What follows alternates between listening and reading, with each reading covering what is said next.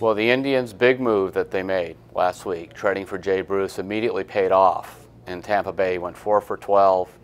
Got off to a good start. The Indians won the last 3 games against the Rays. I think it's more important than most of us realize that Bruce hit right away after he was traded, because a year ago, he was traded at the end of July from the Reds to the Mets. It was the first time Bruce had ever been traded.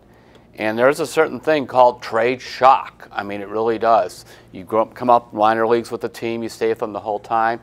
And then, frankly, going from a mid-market Cincinnati, Cleveland type place, in this case the Reds, to the Mets, to New York, really shook him up. In fact, last August with the Mets, Jay Bruce batted only 183. 183, couple homers, he was getting booed. People thought it was a terrible trade. He finished hitting like 260 in September for the Mets. And then this past year, he had 29 homers. I mean, he had adjusted to New York and was playing well. But the Mets were out of the pennant race, the Indians got him. And I was thinking about Bruce. I was watching how he's interacting with people in the dugout. And he reminded me of somebody, Mike Napoli.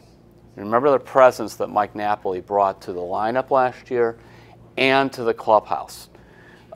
Let's face it, Edwin Encarnacion, he hits the home runs. He's an extremely quiet man. You know, I've talked to him in the past through the interpreter, and he just doesn't say much. In fact, Tom Hamilton and I were recently talking about this, that, you know, he's always been quiet. And they do miss a little bit of that enthusiasm that Napoli had. Bruce comes to town with that. Furthermore, he is absolutely overjoyed to be traded from New York to Cleveland. He has mentioned how this reminds him more like being in Cincinnati.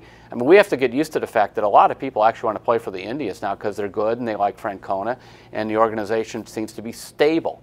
So he's very pleased to be here.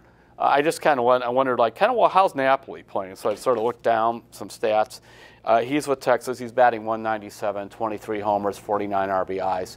I mean, the reason the Indians let him go is he was really struggling last year. In fact, he batted only 220 against fastballs, like the lowest of any regular player in the American League, and that bat has slowed down. So I think getting Bruce really helps, not only with his hitting, but with his presence. And I think he could fill some of that hole in the clubhouse that was missing after Napoli left via free agency for Texas.